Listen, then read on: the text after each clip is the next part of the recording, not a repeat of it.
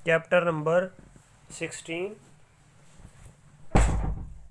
चाय की प्याली। 15 बरस बाद चिप्स जंग के ज़माने के सारे वाक़यात को बड़े पुरसकून से देख सकता था। वो बीमार तो नहीं था, मगर अक्सर वो अब थक जाया करता था। जब सर्दी का मौसम आता तो उसे सांस की कुछ तकलीफ़ भी हो जाती, मगर सर्दी का मौसम किसी गर्म मुल्क में गुजारने पर वो कभी राज़ी ना हुआ। एक बार उसने ऐसा करके देखा था जब वो रिवेरिया जनूबी फ्रांस गया, मगर यह तजुर्बा भी नाखुशगवार रहा, क्योंकि उन दिनों वहाँ सर्दी की वो लहर आ चुकी थी जिसका जिक्र अखबारात में नहीं किया जाता।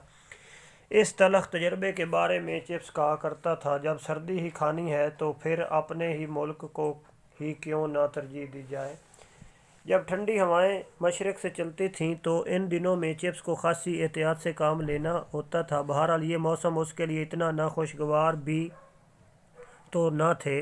आतिशदान के सामने बैठना, आग की हिद्दत, किताबें और फिर मौसम गर्मा का इंतज़ार, सब कुछ खुशगवार था। इसमें कोई शक नहीं कि उसे मौसम गर्मा बेहद पसंद था। उसकी वजह सिर्फ ये नहीं थी कि ये मौसम उसके लिए आरामदेह था, बल्कि इसका एक पहलू ये भी था कि इस मौसम में तालिब इल्म अक्सर उससे मुलाकात के लिए आते रहते थे।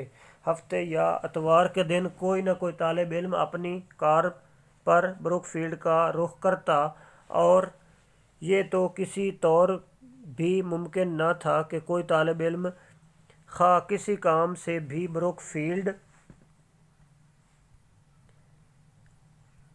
ब्रुकफील्ड आए और चिप्स से मुलाकात न करे। इसमें भी कुछ शक नहीं कि बाज़ औक़ात वो अपने मुलाकातियों की वजह से थकन महसूस करने लगता था, मगर ऐसा भी कभी न हुआ कि किसी की मुलाकात उसे नागवार गुजरी हो, बल्कि उसकी इंतहाई खुशी के लम्हे में यही होते थे जब कोई तालिब इल्म उससे मुलाकात के लिए आता था। वो अपने किसी साबिक तालिब इल्म से कहता, अच्छा तो भाई, मुझे याद है कि तुम हमेशा याद देर कर दिया करते थे। हो सकता है अब मेरी तरह तुम्हारा बुढ़ापा भी देर से आए। क्यों, क्या ख्याल है? जब वो शागिर्द चला जाता और वो अकेला रह जाता और मिसेस विकेट चाय के बर्तन उठाने आती, वो उसे कहता, मिसेस विकेट, आज ग्रेगन आया था, तुम्हें तो याद होगा। वो ऊंचे कद का लड़का जो ऐनक लगाता था, हमेशा देर किया करता था, हर बात में देर। अब वो लीग ऑफ नेशंस में मुलाजिम है। हाँ, ताख़ीर करने की उसकी आदत अब भी नहीं गई। और फिर कभी कभी जब शाम की हाज़िरी की घंटी स्कूल से सुनाई देती तो वो खिड़की के करीब खड़ा होकर स्कूल की ऊंची बाड़ के पार लड़कों की कतार को सामने से गुजरते हुए देखता। वो सोचता, हाँ, अब नया ज़माना आ गया है, नए लोग, नए नाम। फिर उसे वो सब याद आते जो अब वहाँ नहीं थे, और फिर वो कहता, मिसेस विकेट, मुझे चाय की एक प्याली चाहिए, शुक्रिया।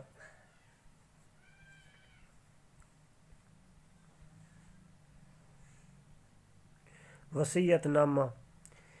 जंग अज़ीम के बाद का ज़माना तब्दीलियों और बेतरतीबियों का दौर था जो आया और गुज़र गया। चिप्स इन दिनों बहुत उदास रहता था। वो सोचता, दुनिया में इतनी बदअमनी क्यों है?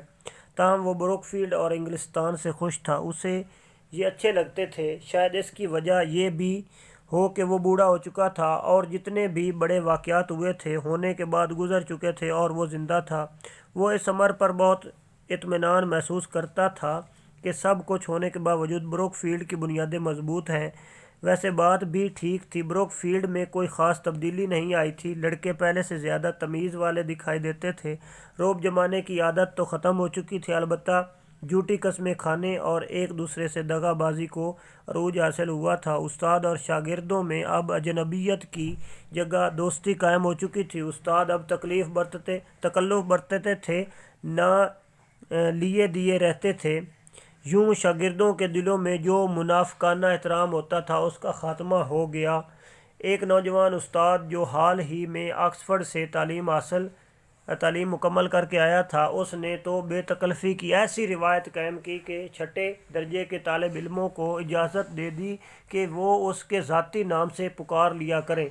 ये ऐसी बेतकल्फ़ी थी जो चिप्स को बहरहाल नापसंद थी, बल्कि उसे कुछ सदमा सा हुआ। 1926 में जब हड़ताल हुई तो ब्रुकफील्ड के लड़के खुद ही सामान लादते رہے۔ جب یہ ہنگامہ ختم ہوا تو چپس اتنا متاثر ہوا کہ عرصے تک اس کے لیے سنبھلنا مشکل ہو گیا۔ ہڑتال کا واقعہ تو ایسا تھا کہ فوری طور پر اس کے بارے میں کوئی نتیجہ نکالا نہیں جا سکتا تھا۔ البتہ یہ بات چپس کی سمجھ میں آ گئی تھی کہ یہ وہ آگ تھی جو انگلستان نے اپنی بھٹی میں خود ہی جلائی تھی۔ اس برس جب اسکول کا سالانہ یوم مباحثہ منایا گیا تو اس میں ایک امریکی صاحب بھی بطور مہمان شریک ہوئے۔ وہ بار بار اس خطیر رقم کا ذکر کرتا رہا جو ہڑتال کی وجہ سے خرچ کرنی پڑی تھی۔ چپس کے لیے اب خاموش بیٹھنا ممکن نہ رہا تو اس نے کہا، ہاں صاحب، خرچ تو ہوا مگر اشتہار بازی تو ہمیشہ سے مہنگی ہوتی ہے۔ امریکی صاحب نے حیرت سے پوچھا، کیسی تشہیر، کیسی اشتہار بازی؟ چپس نے اپنے مخصوص بولے ظریفانہ انداز میں کہا، تو جناب کیا یہ بہترین اشتہار نہیں تھا؟ پورے ہفتے کا ہنگامہ، نہ کوئی گولی چلی نہ کوئی جان ضائع ہوئی۔ ادھر آپ کے ملک کا یہ حال ہے کہ کسی شراب کی دکان پر چھاپا پڑے تو خون خرابہ ہو جاتا ہے۔ اس بات پر اتنے کہکے لگے کہ انتہا ہو گئی۔ پھر یہ چٹکلا ہر جگہ مشہور ہوا، جدھر سے اس کا گزر ہوتا اس لطیفے کی گونج سنائی دیتی۔ اب چپس کے مزاح اور لطیفے بازی کی شہرت اور طلب اتنی عام ہو چکی تھی کہ لوگ اس سے ہر وقت نئے نئے لطیفوں اور چٹکلوں کی توقع کرتے۔ جب وہ کسی محفل میں تقریر کے لیے یا دعوت میں موجود ہوتا تو وہاں پر موجود پہلے سے تیار ہوتے کہ اب وہ کوئی چٹکلا چھوڑے گا اور وہ ہنسیں گے۔ اب چپس کے لیے بھی انہیں ہنسانا آسان ہو گیا کیونکہ وہ تو پہلے سے ہی ہنسنے کے لیے تیار ہوتے تھے۔ اکثر ایسا بھی ہوا کہ ابھی چپس اپنی بات مکمل بھی نہ کر پاتا کہ قہقہوں کا شور برپا ہو جاتا۔ جب محفل ختم ہوتی تو لوگ کہتے، یہ اپنا چپس خوب موڈ میں تھا۔ واہ بھئی، یہ بڑی خوبی ہے کہ ہر چیز میں مزاح کا پہلو تلاش کر لیتا ہے۔ اس کی تعریف میں ایسے جملے دیر تک دہرائے جاتے۔ 1929 کے بعد چپس نے بروک فیلڈ سے باہر جانا بالکل چھوڑ دیا۔ اب وہ سابقہ طالب علموں کی دعوت میں شرکت کے لیے لندن بھی نہ جاتا۔ اسے ہمیشہ ٹھنڈ لگنے کا ڈر رہتا، پھر اسے رات گئے تک نیند نہیں آتی تھی۔ یہ بیداری بھی اس کے لیے تکلیف دہ بن گئی تھی۔ دھوپ نکلتی تو وہ ٹہلنے کے لیے نکل پڑتا۔ اپنے کمرے میں وہ اب بھی نئے طالب علموں اور استادوں کی مہمان نوازی کی روایت کو باقاعدگی سے نبھاتا چلا آ رہا تھا۔ چپس کو کوئی ذاتی پریشانی نہ تھی۔ اس کی آمدنی اس کی ضرورتوں سے زیادہ تھی اور اس کا تھوڑا سا سرمایہ محفوظ حصص میں لگا ہوا تھا۔ اس لیے جب دوسرے لوگ کاروبار میں مندے کی وجہ سے متاثر ہوئے تو چپس پر اس کا کوئی اثر نہ پڑا۔ اپنی آمدنی کا ایک خاصا بڑا حصہ تو وہ مدد میں ان لوگوں کو دے دیتا تھا جو اس کے پاس اپنی دکھ بھری داستان سنانے آتے تھے۔ اسکول کو بھی کئی مدوں میں عطیات دیتا تھا۔ اپنی آمدنی کا ایک حصہ وہ بروک فیلڈ مشن کی نذر کرتا تھا۔ 1930 میں چپس نے اپنا وصیت نامہ تیار کیا۔ کچھ رقوم مسز وکٹ اور بروک فیلڈ مشن کے نام کیں اور اس کے بعد اس نے اپنا سارا بقیہ اثاثہ اسکول میں داخلہ لینے والے لڑکوں میں سے اس لڑکے کے وظیفے کے لیے وقف کیا جو مستحق ہو سکتا تھا۔